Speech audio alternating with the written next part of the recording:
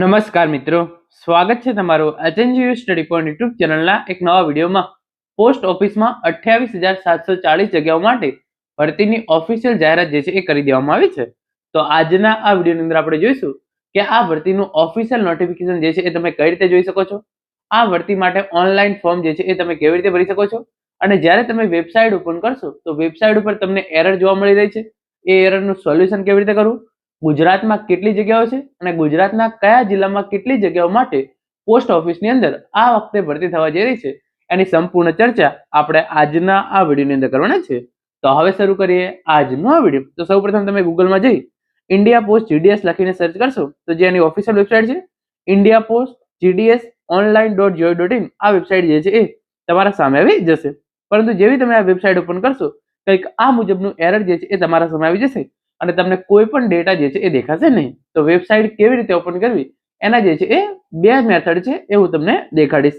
તો તમારે આ પહેલી વેબસાઇટ જે છે એને ઓપન કરવાની નથી, તમારે ગૂગલમાં જઈ ઇન્ડિયા પોસ્ટ જીડીએસ લખવાનું છે અને એના પછી તમે અહીંયા જોઈ શકો છો તમને નીચે જે છે એક ઓપ્શન જોવા મળી રહ્યું છે હેલ્પ, તમે એના પર ક્લિક કરશો તો તમે જે છે એ વેબસાઇટ છે એને ઓપન કરી શકશો.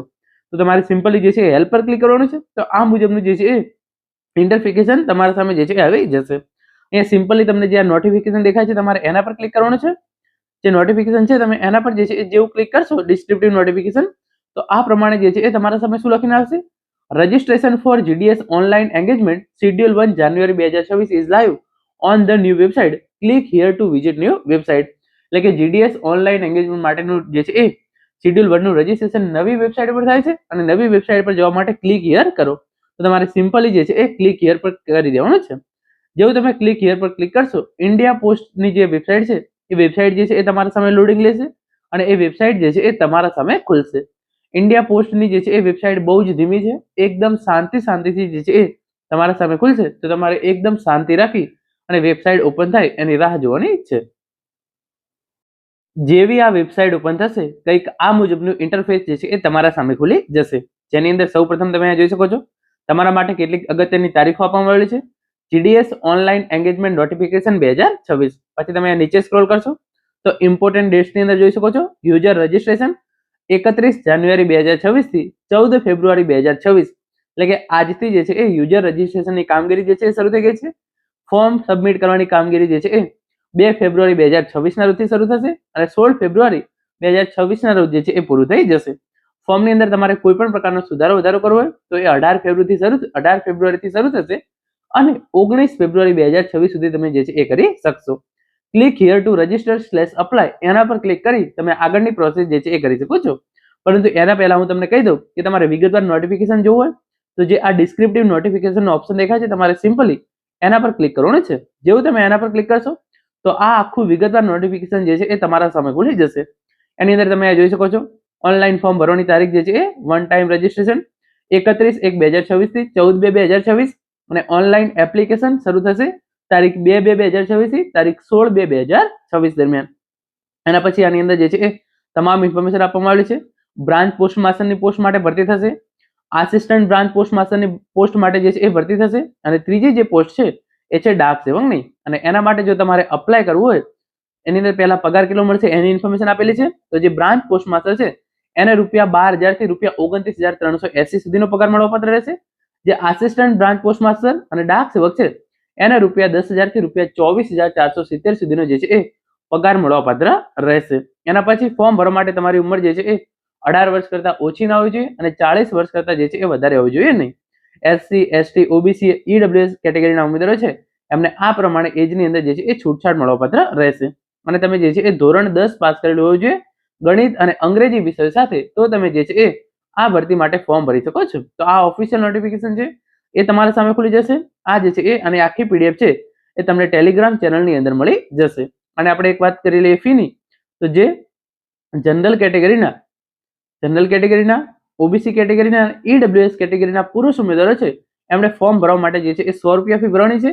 બાકીના ઉમેદવારોએ ₹1 જે છે એ ફી ભરવાની નથી. તો આ પ્રમાણે તમે જે છે એ ઓફિશિયલ નોટિફિકેશન જોઈ શકશો. એના પછી તમારે કયા જિલ્લાની અંદર કેટલી જગ્યાઓ ખાલી છે તો એના માટે વેકન્ટ પોસ્ટ છે તમારે એના પર ક્લિક કરવાનું છે. જેવું તમે વેકન્ટ પોસ્ટ પર ક્લિક કરશો અહીંયા તમારે જે છે એ સર્કલ સિલેક્ટ કરવાનું છે. તો એ તમારે સૌપ્રથમ ગુજરાત સર્કલ સિલેક્ટ કરવાનું છે અને એની અંદર પછી તમે જે પણ જિલ્લાની ખાલી જગ્યા જોવા માંગતા હોય તમારે સિમ્પલી એના પર ક્લિક કરવાનું છે.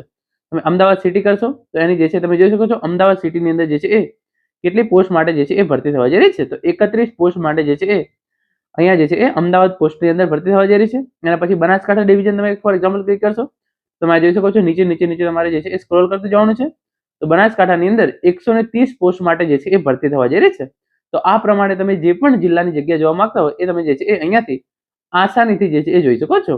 પોરબંદરની આપણે વાત કરીએ તો 20 જગ્યાઓ માટે ભરતી થવા જઈ રહી છે.